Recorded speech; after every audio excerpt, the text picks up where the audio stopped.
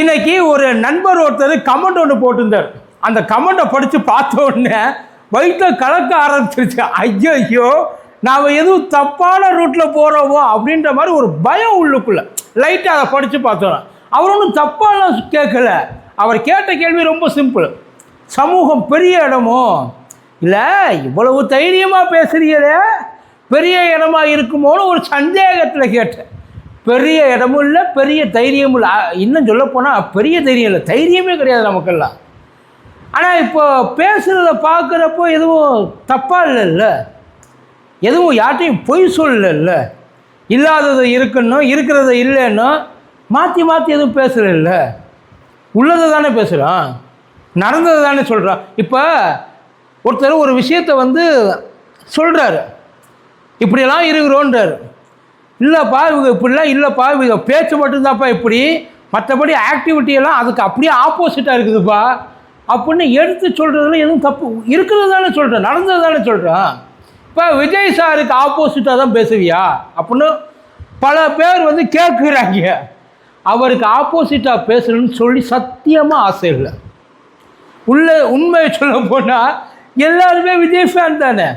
ஒன்று அஜித் ஃபேனாக இருக்கணும், இல்லை விஜய் ஃபேனாக இருக்கணும், இல்லை 2 பேர் ஃபேனாக இருக்கணும். நான் உண்மையில் 2 பேர் ஃபேனும் கூட தான் சார். சுறா படத்தையெல்லாம் தேட்டரில் போய் பார்த்துட்டு வந்தேன் சார் நான். ஆனால் பாதியில் அது வேறு விஷயம். இப்போ அவர் அரசியலுக்கு வந்ததை எல்லோரும் கண்ணை மூடிட்டு எதிர்க்கிறாங்க. அவர் சிஎம் ஆனது பிடிக்கலன்றாங்க. அவர் அரசியலுக்கு வந்ததோ அவர் சிஎம் ஆனதோ யாருக்கும் பிடிக்காமல் இல்லை. அது பிடிக்காமல் இருக்கிறது நம்ம ஒன்றும் கட்சிக்காரங்க எல்லாம் கிடையாது. ஆனால் ஏன் அவர் பண்ணுறதுக்கும் அவர் செய்கிறதுக்கும் அவர் சொல்கிறதுக்கும் எங்கேயாச்சும் ஏதாச்சும் சின்னதாக ஒரு சம்பந்தம் சார். ஒருத்தர் தப்பு பண்ணா அப்படின்னா அவன் தப்பு பண்ணான்னு எப்படி அவனை வரலை நீட்டி சொல்கிறான், அந்த மாதிரி நான் தப்பு பண்ணேன் அப்படின்னா நான் செஞ்சது தப்புன்னு ஒத்துக்கணும்ல சார். இல்லை ஜென்ரலாக அது இருந்தால் தானே ஒரு நல்ல லீடருக்கு அழகு. இப்போ நமக்கு ஒருத்தர் பிடிக்கும் அப்படின்றதுக்காக கண்ணை மூடிட்டு அவர் செய்கிறது எல்லாத்தையுமே எனக்கு ஓகே, அவர் செஞ்சால் நான் எதுவும் கண்டுக்க மாட்டேன், அவர் பண்ணால் நான் அதை பற்றி பேச மாட்டேன், எனக்கு அவர் பண்ணால் எனக்கு எல்லாமே ஓகே அப்படின்னு சொல்லி நம்ம அதை காம்ப்ரமைஸ் ஆகிக்கிறோம் பார்த்தீங்களா, அதுதான் சார் தப்பு. இப்போ இவர் இப்படி வருவார் அப்படின்னு சொல்லி உண்மையிலே யாரும் எதிர்பார்க்கல, அவரும் எதிர்பார்க்கல, வந்துட்டார். வந்ததுக்கப்புறம் செய்ய வேண்டிய வேலை என்ன சார்? எலெக்ஷனுக்கு முன்னாடி நம்ம பிரச்சாரத்தில் பேசுகிறோம் அப்படின்னா அந்த பிரச்சாரத்தில் பேசுகிறதுக்கு நமக்கு தேவை இருக்குது. ஏன்னா ஒரு காம்படிஷன் இருக்குது, அந்த காம்படிஷனில் அடித்து முன்னாடி வரணும். பொய் பேசுகிறோம், உண்மை பேசுகிறோம், சிம்பத்தி க்ரியேட் பண்ணுறோம், எம்பத்தி க்ரியேட் பண்ணுறோம், அதெல்லாம் ஓகே, அதெல்லாம் அக்செப்டபிள். இந்த சொல்லுவாங்கல்ல everything is fair in love and வார்ன்ட்டு, அந்த மாதிரி ஒரு கேம்பெயின். இது கிட்டத்தட்ட ஒரு வார் தான். தேர்தல் அப்படின்றது ஒரு போர் தான். அந்த போரில் ஜெயிக்கிறதுக்கு என்ன வேணாலும் பேசலாம், எப்படி வேணாலும் மக்களை ஏமாற்றலாம், எப்படி வேணாலும் மக்களை கவரலாம். அதுக்கு எந்த எட்ஜுக்கும் நீங்கள் போகலாம், தப்பே கிடையாது. முடிஞ்சிச்சு, வேலை முடிஞ்சதுக்கப்புறம் நம்ம போகணும்ல. இப்போ இந்த கரூர் சம்பவத்தை எடுத்துங்களேன், அவங்கள கேட்குறாரு ஆதாயம் தெரியலா, அதை வச்சு சட்டமன்றம் சார், சட்டமன்றத்தில் பொய் சொல்ல முடியாது சார். சட்டமன்றத்துக்குள்ளே வச்சு ஸ்டாலின் சார் என்னையை குத்தம் சொல்கிறாருன்னு அவர் சொல்கிறாரு. சட்டமன்றத்துக்குள்ளே பேசுறதுலாம் அவை குறிப்பு, வாக்குமூலங்கள். அந்த வாக்குமூலத்தை நாளைக்கு திரிச்சோ இல்லை அந்த வாக்குமூலத்தை நாளைக்கு மாற்றியோ சொல்ல முடியாது. ஒருவேளை தப்பு அப்படின்னா அன்றைக்கே அதை அவை குறிப்பிலேருந்து நீக்கிடுவாங்க. ஆதாரம் இல்லாமல் எதையும் அவங்களுக்குள்ளே பேசவே முடியாது.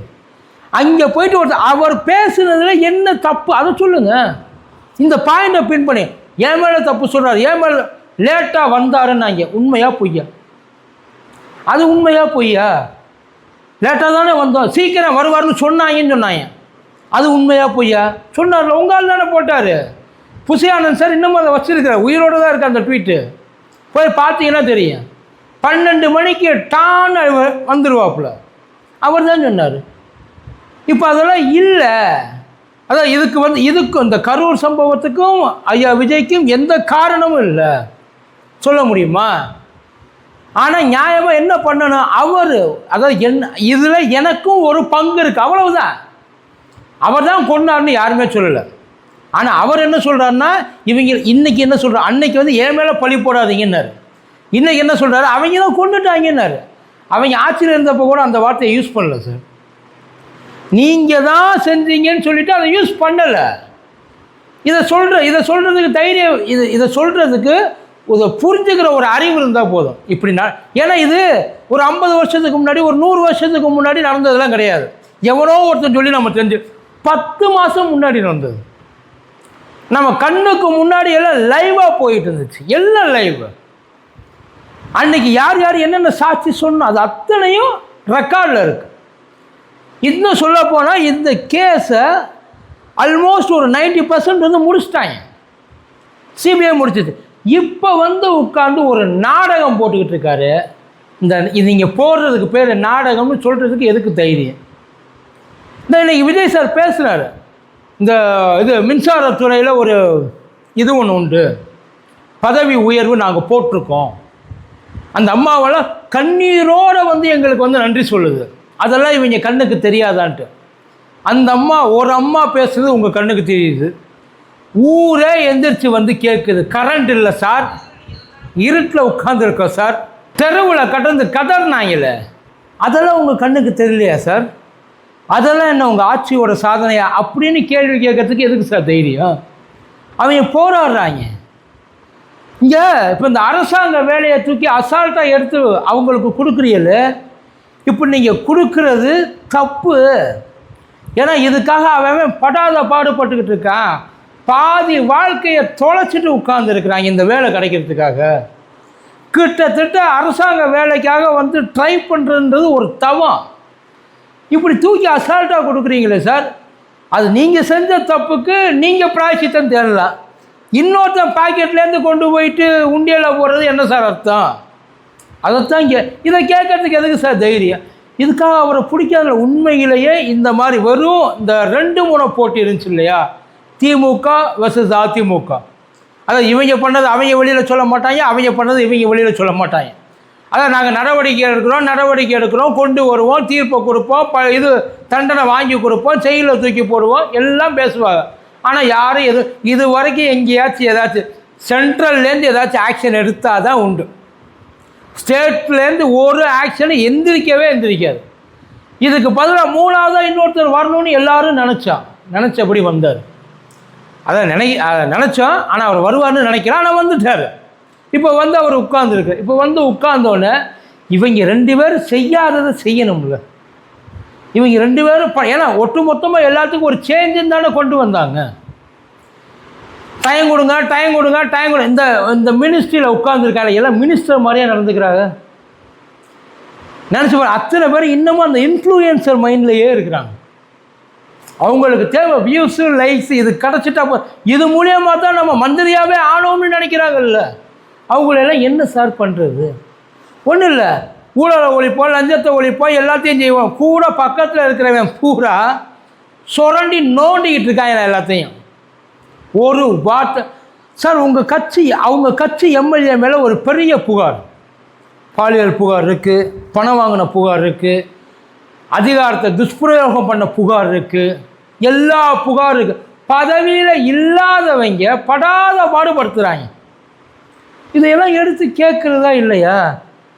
ஒன்றும் இல்லை, ஒரு அம்மா, ஒரு மினிஸ்டர், தொழில்துறை அமைச்சர் கீர்த்தனா அம்மா கூச்சப்படாமல் 15,000 கோடி இன்வெஸ்ட்மெண்ட் வருதுன்றாங்க. கடைசியில் எடுத்து பார்த்தா 800 கோடி தான், அதுவும் முறையாக இன்வெஸ்ட் பண்ணுறாங்க. இந்த 15,000 கோடின்றது 15 வருஷத்துக்கான இன்வெஸ்ட்மெண்ட். யாரை ஏமாத்துறீங்க? எங்களை ஏமாத்துறீங்களா இல்லை உங்களை நீங்களே ஏமாற்றிக்கிறீங்களா? இதையெல்லாம் எடுத்து கேள்வி கேட்கறதுக்கு தைரியமே வேண்டாம் சார். அவர் சொல்கிறார்ல, உங்கள் அண்ணன், உங்கள் தம்பி, உங்கள் ஃபேமிலியில் ஒருத்தர், நீங்கள் தைரியமாக கேட்கலாம். இப்போ ஒன்றும் இல்லை, இந்த ஊழலாக லஞ்சத்தை கொடுக்காதீங்கன்றாரு. நியாயமாக என்ன பண்ணணும்? லஞ்சத்தை எவனாச்சும் கேட்டாங்கன்னா அவங்களுக்குள்ளே வச்சு போன போடு, ஆன் தி ஸ்பாட்டில் அவனை வந்து நான் கேன்சல் பண்ணிடுறேன், ஆளை வந்து தூக்கிடுறேன், வேலையிலே இருக்கக்கூடாது. பண்ணணுமா இல்லையா? லஞ்சம் கேட்டால் கொடுக்காதீங்கன்றதில்ல, லஞ்சம் கேட்டால் போட்டு கொடுங்க, உடனே அவனை போட்டுருவோம். ஏன்னா வேலைக்கு 1000 பேர் வெளியில் இருக்கிறான், கவர்மெண்ட் வேலை பார்க்கறதுக்காக, அது கிடைக்கிறதுக்காக 1000 பேர் வெளியில் இருக்கிறான்.